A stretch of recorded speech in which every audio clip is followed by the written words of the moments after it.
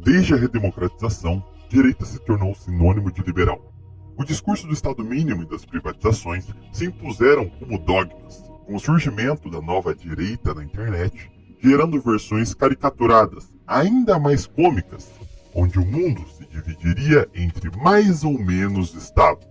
Historicamente, a direita no Brasil foi a força motora da construção do aparato de Estado, desde os tempos do Império com o Partido Conservador, estadistas que defendiam um Estado centralizado e forte, capaz de defender a unidade do país e edificar um sistema institucional moderno, como nos anos 30 tivemos a Ação Integralista Brasileira, um movimento antiliberal que buscava conciliar as forças produtivas do país com uma doutrina social capaz de harmonizar a sociedade. Mesmo após a Segunda Guerra, tivemos o regime militar, onde a marca maior foi a construção da base industrial e de infraestrutura do país, calcado em políticas desenvolvimentistas, com participação mista entre Estado e iniciativa privada.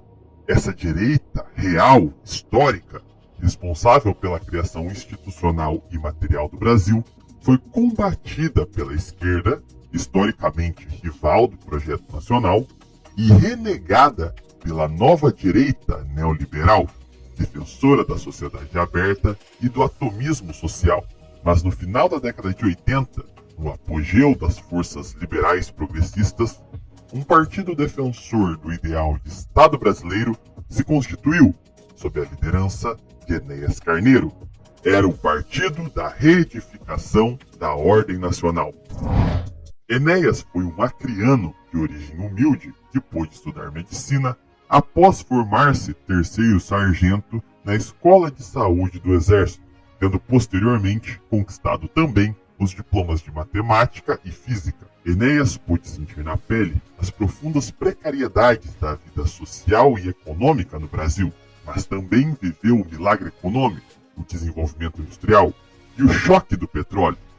No cenário de decadência do regime militar, já antevia a periculosidade das correntes libertinas que ansiavam o poder, reunindo uma gama de técnicos, intelectuais e estadistas para, em 1989, fundar o PRONA. Enquanto o discurso da direita, à época, era aproveitar a queda do Muro de Berlim e o desmantelamento da União Soviética para adoçar o discurso da globalização e das privatizações, tudo muito alinhado com os Estados Unidos, o PRONA se manteve firme na defesa da autoridade do Estado e pregando a necessidade de projetos para o país, enquanto a esquerda, ainda se utilizando da retórica vitimista de perseguida pela ditadura, endossava todo tipo de discurso contra a autoridade e a favor de liberdades sociais. Tal posicionamento do PRONA e do Dr. Enéas hoje desperta curiosidade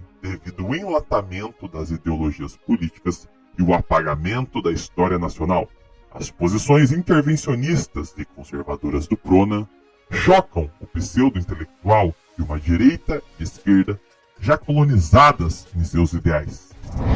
Entre os detratores de Enéas Carneiro à direita estão os que discordam do protecionismo e a defesa de uma política industrial nacional pregada pelo PRONA.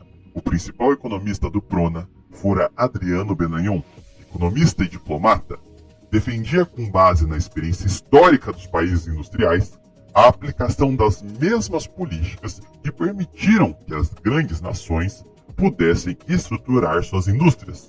A criação de um sistema bancário nacional que desse alicerce para iniciativas industriais com capital nacional, protegendo tais iniciativas das gigantes monopolistas dos países imperialistas e sem recorrer a dívidas com capital estrangeiro. Benayon era um ácido crítico do regime militar e dos governos que sucederam Getúlio Vargas, por buscarem o desenvolvimento recorrendo a dívidas com bancos internacionais, resultando no crescimento desenfreado da dívida, como também repudiando a política de industrialização, atraindo multinacionais, defendendo que o mercado nacional deveria ser reservado para o surgimento de nacionais que deveriam se desenvolver até ser capazes de confrontar as gigantes estrangeiras, apontando em detalhes as formas diretas e indiretas de corrupção econômica e política perpetradas pelas multinacionais no Brasil. Formar a sua indústria com capitais nacionais, com empresas do país, fossem elas públicas, fossem elas privadas. Enquanto que o Brasil, dominado por um golpe de Estado e pela invasão cultural e ideológica, portanto alienada dos fatos, entrou num caminho enganador de pretensamente dizer que ia acelerar o desenvolvimento, fazendo o contrário, ao atrair empresas transnacionais, na realidade cartéis mundiais, que dominam os respectivos mercados em praticamente todo o mundo. As propostas de governo do Prona eram lançadas em formatos de documentos intitulados Um Grande Projeto Nacional, onde deixavam claras suas pretensões de combater a inflação, ajustando a expansão monetária com a capacidade de produção do país, o que implicou na oposição radical contra o Plano Real. Para os liberais atuais, o Plano Real se impôs como um ditame incontestável, mas para a direita verdadeira, nacionalista, foi uma solução sangrenta para combater a inflação, sendo sangue escorrido para a aplicação do Plano Real, o do povo brasileiro e, em especial, da indústria.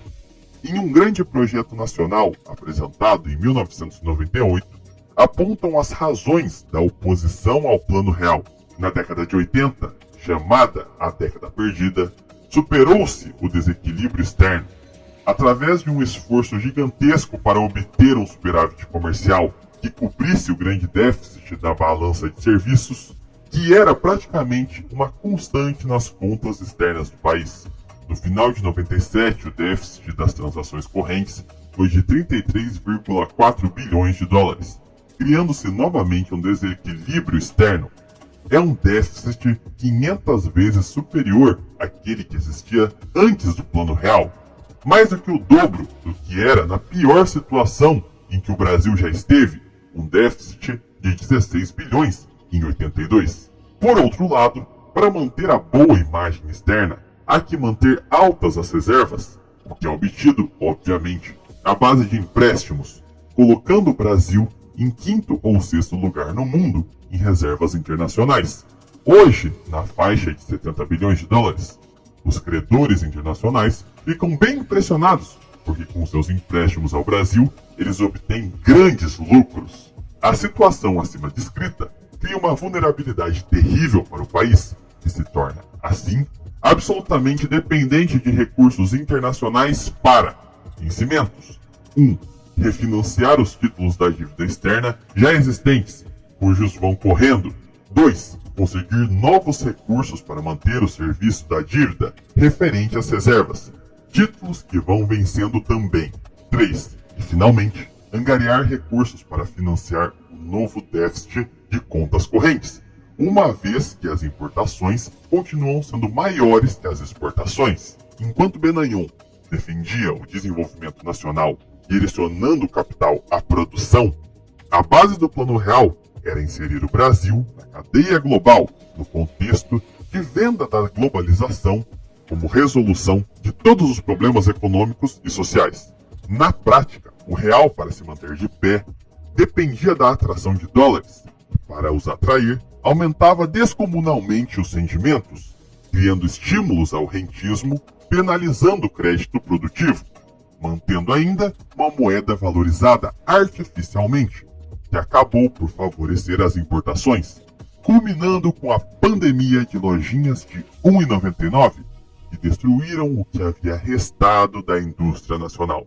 O governo FHC, conscientemente, destruiu a economia brasileira e desempregou milhões de brasileiros para empregar os chineses em suas indústrias do outro lado do globo.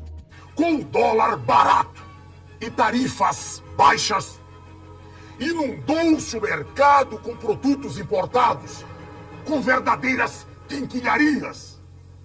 A indústria nacional foi obrigada a manter os preços baixos para poder concorrer com os preços dos produtos importados. Se os custos das empresas tivessem sido repassados para os produtos. Elas perderiam o mercado cheio de importados. E assim começou o processo.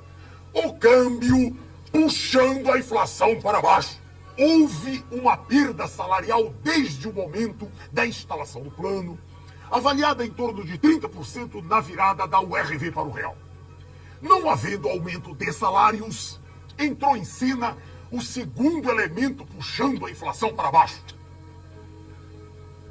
Com as taxas de juros mantidas no alto, ficou quase impossível para os agricultores o pagamento dos empréstimos contraídos. Em suma, os liberais que odeiam a verdadeira direita a odeiam porque colocam a economia à frente da moral e da nação. São imediatistas, individualistas e defendem o projeto transnacional das sociedades abertas. São antinacionais e, justamente por isso, odeiam o Prona e o Dr. Enéas Carneiro, que defendiam, acima de tudo, o interesse brasileiro. Já entre os detratores da esquerda, os discursos são mais simplórios, honestos e pitorescos. Enéas recorrentemente explicava o significado de reedificação da ordem, que dava nome a seu partido. Apontava para o que havia sido construído de positivo pelo país e que vinha se perdendo com a redemocratização, elencando questões básicas como a ordem e a disciplina na educação, a noção de hierarquia, respeito e responsabilidade, valores que haviam se tornado abomináveis para uma esquerda libertária que se ancorava em programas sociais sem qualquer contrapartida, a liberdade sem responsabilidade, a tentativa de destruição de toda e qualquer autoridade, segundo o princípio igualitário, com medo de uma nova ditadura. Para uma esquerda radicalizada em seu caráter social, bastava a defesa de valores mínimos para caracterizar qualquer um como fascista. Quando Enéas defendia questões óbvias, como a necessidade da heteronormatividade para o funcionamento da sociedade, ele chocava a meia dúzia de jornalistas progressistas lunáticos que, de forma histérica, o demonizavam por defender o óbvio. O homossexual, sem dúvida, pertence a um grupo, veja o senhor, que se generalizasse, representaria a extinção da espécie. Dois homossexuais... Isso o senhor fala com base em estudos do senhor? Meu Deus, os dois homossexuais têm espermatozoides, não têm óvulos. É impossível ver reprodução, por favor. Conforme as esquerdas abandonavam definitivamente a classe trabalhadora para defender sua nova luta de classes, vinculada à extremização de minorias, ver Enéas Carneiro denunciando a atuação de ONGs estrangeiras em território pátrio era inadmissível. Por um lado, porque suas lideranças precisavam calá-lo, pois o lobby de magnatas estrangeiros que financiavam as ONGs também passava a financiar movimentos sociais e partidos de esquerda, como também, por parte dos militantes ingênuos, idiotas úteis, era inconcebível um homem fazer oposição a causas tão nobres como reservas indígenas e ambientais, sem observar os verdadeiros interesses por trás dessas questões. Assim como a direita, a esquerda repaginou seus valores. E se supostamente ela combatia o capital, na prática, a inserção do Brasil na sociedade aberta, dos valores cosmopolitas universais, também se tornou seu objetivo principal permanente. A direita passou a defender a destruição do Brasil por vias materiais e econômicas, já a esquerda por vias culturais morais. E ambos até hoje demonizam a figura de Enéas Carneiro, pois ele e seu partido defendiam o Brasil integralmente e acima de tudo.